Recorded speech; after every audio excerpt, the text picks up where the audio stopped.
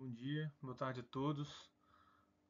Meu nome é Lucas e apresento hoje o seminário 1 da minha pesquisa de mestrado intitulada Graph Neural Networks for Credit Propensity, que significa redes neurais com grafos para propensão de crédito. Esse trabalho nasce de uma lacuna clara que observamos na indústria bancária. Por um lado, temos uma ciência de dados extremamente madura em modelos tabulares para risco e fraude. Por outro, a sociologia e a teoria de redes de grafos, que nos diz que o comportamento financeiro é intrinsecamente social. O objetivo central dessa pesquisa foi investigar se trazer essa estrutura social, o quem conhece quem, para dentro dos modelos de propensão melhora de fato a capacidade do banco de prever a contratação de crédito e se essa complexidade adicional é viável no ambiente produtivo. Para situar o problema, é fundamental distinguir o que estamos resolvendo. Não estamos falando de risco de inadimplência, onde o objetivo é defensivo. Estamos falando de propensão ao consumo. O banco tem recursos de marketing infinitos. A pergunta de negócio que queremos responder é: de uma base de milhões de clientes, quais são os 100 mil com a maior probabilidade estatística de contratar esse produto específico na próxima semana? Este é um problema clássico de ranking. Se o modelo falhar, desperdiçamos orçamento em clientes desinteressados. Se acertamos, aumentamos a conversão e a eficiência operacional. Nosso foco aqui é a receita. Como é que a indústria resolve isso hoje? O padrão ouro são modelos tabulares como Random Forest, XGBoost, em que nós pegamos no histórico de transações, rendimentos, idade do cliente e etc. Achatamos tudo numa linha de uma tabela e treinamos o modelo. O problema fundamental e a premissa dessa tese, é que esses modelos assumem a hipótese I+D, que são independentes e identicamente distribuídos. O modelo trata o cliente João como uma ilha, estatisticamente independente da cliente Maria. Mas no contexto bancário isso é falso. Se o João e a Maria são casados ou têm uma empresa juntos, as decisões financeiras delas estão correlacionadas. O modelo tabular é cego a essa dependência estrutural. A literatura recente sugere que, ao ignorar essas conexões, estamos desperdiçando informação valiosa. Existem dois fenômenos-chave que queremos capturar com os grafos. Primeiro, a homofilia. Pessoas parecidas tendem a conectar-se. Se eu tenho um bom perfil de crédito, é provável que meus familiares diretos também tenham. Segundo, o contágio social. Se meus pares adotam um produto, por exemplo um cartão Black, eu fico mais propenso a desejá-lo também. A nossa proposta técnica é transitar de uma visão de linhas numa tabela para nós num grafo, utilizando laços familiares e transferências financeiras, no caso Pix, como canais que permitem a propagação dessa informação. Para tornar a metodologia concreta, vamos usar esse mini grafo de exemplo durante a explicação técnica. Foquem no nó E.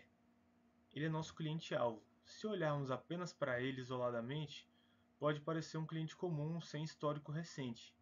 No entanto, no grafo vemos que ele tem vizinhos: B e C, os verdes, que contrataram o produto, e D, o vermelho, que recusou. Além disso, temos a semântica. Sabemos que B é família e C é uma transferência financeira. A questão é como convertemos isso em matemática. A abordagem mais antiga seria o Label Propagation. Aqui, nós simplesmente fazemos uma média ponderada dos vizinhos. O algoritmo espalha a cor. Como B e C são verdes, eles pintam o E de verde, mas um pouco mais claro porque ele também tem uma conexão com o nó D, que é vermelho. Isso é uma solução ingênua. E por quê? Porque ela ignora completamente quem é o cliente E. O Label Propagation não olha para os atributos do E, como renda ou endividamento. Se o E estiver desempregado, ele não deveria ter crédito. mesmo que o irmão B seja rico. Esse método falha porque confia cegamente na estrutura.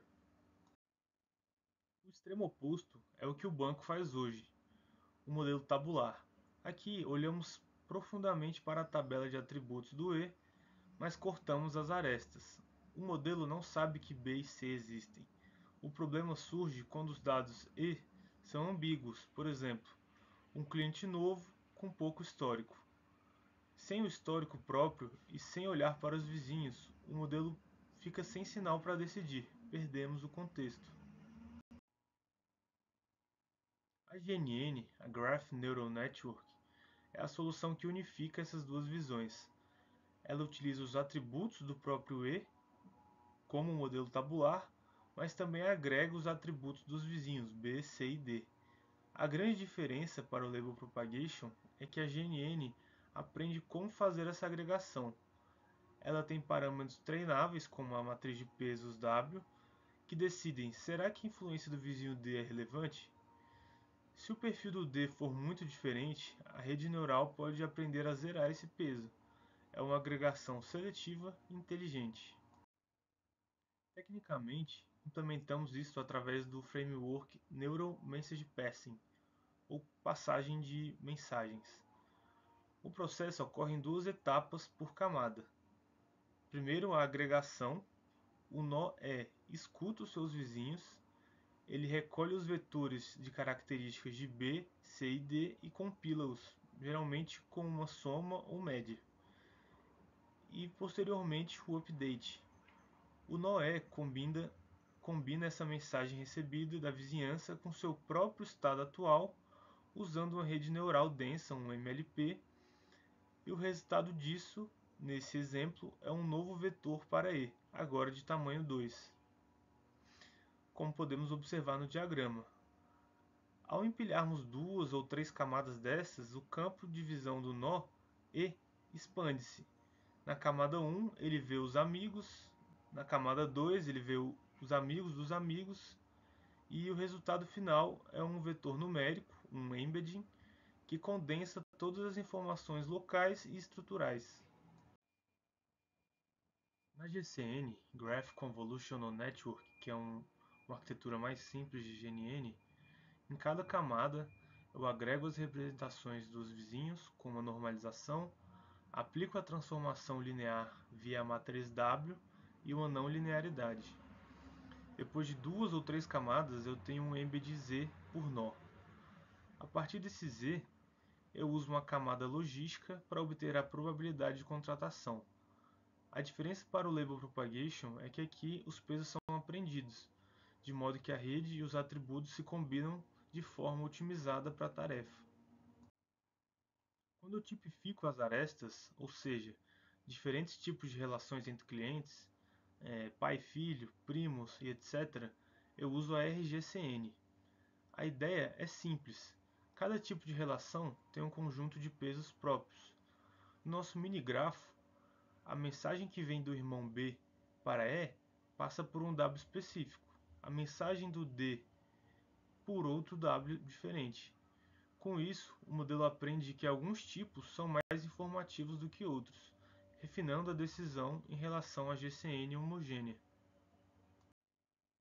Mas o embedding, que sai da GNN, é apenas um vetor de números abstratos no espaço latente.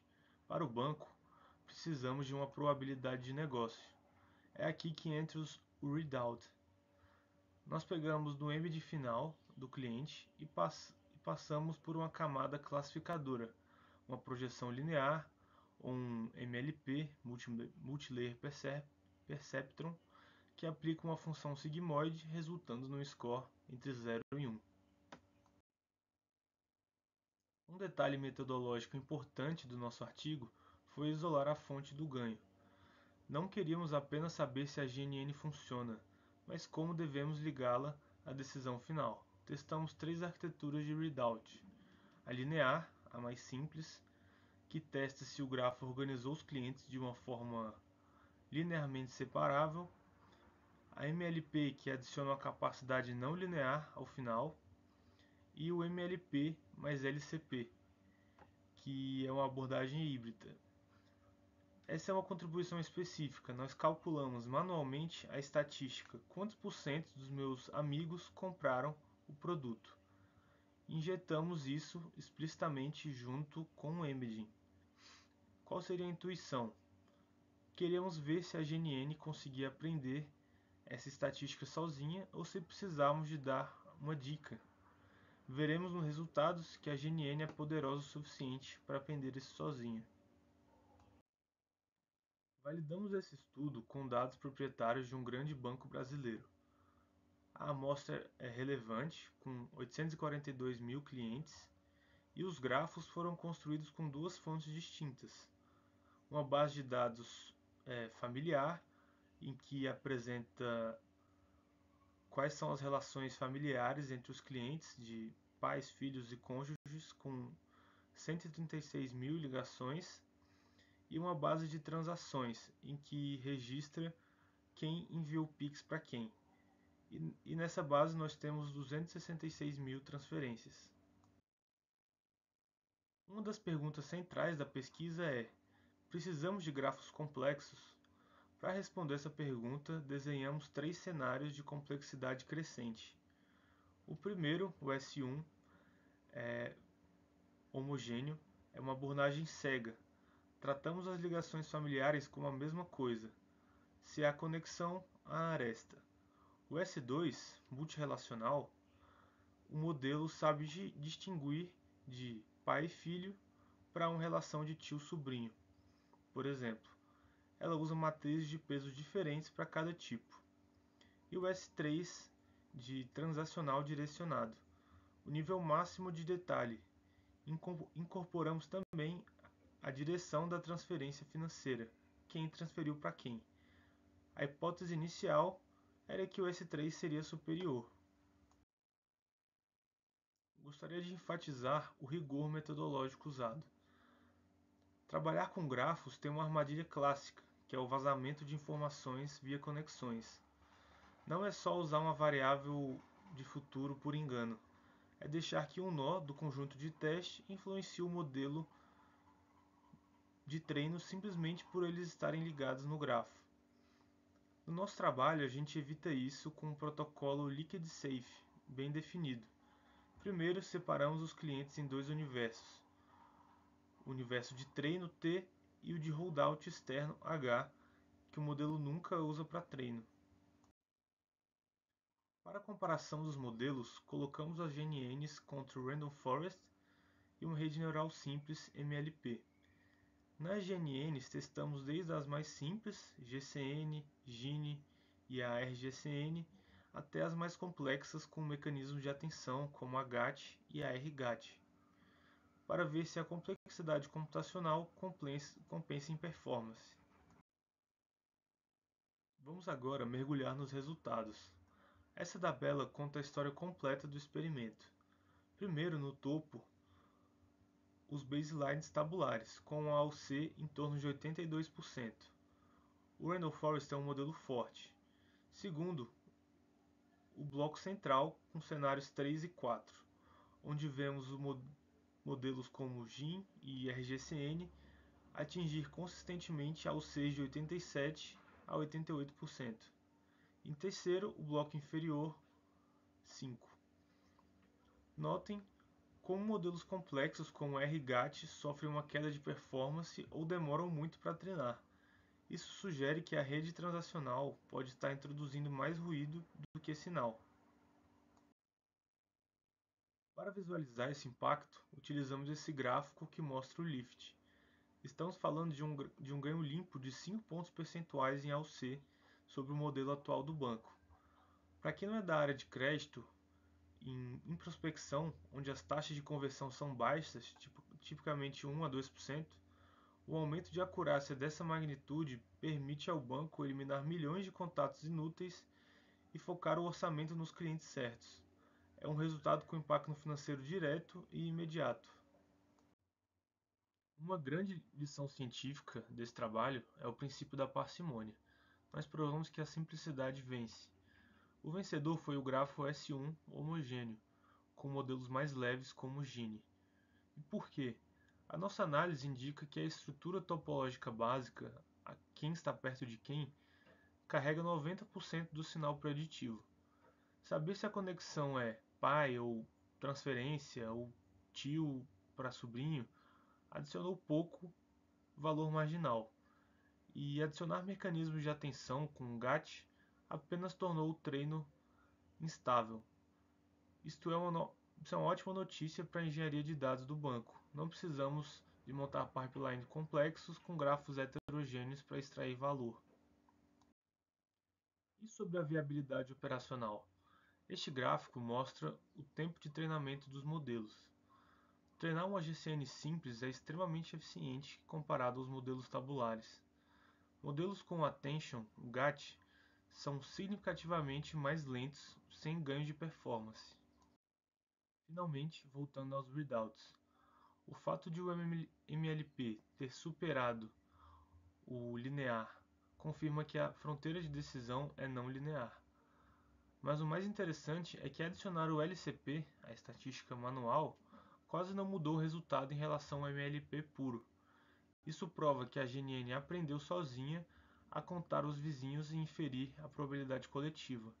Ela automatizou a engenharia de features, retirando essa carga do cientista de dados. Concluindo, esse trabalho responde à pergunta inicial com um sim assertivo.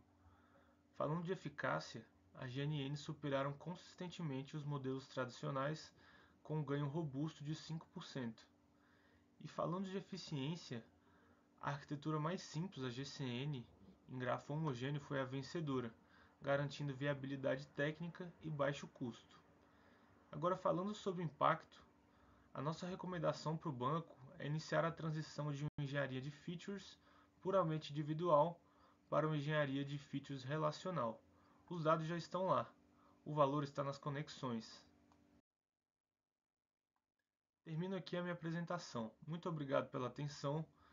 Estou agora à inteira disposição para responder as perguntas que surgirem.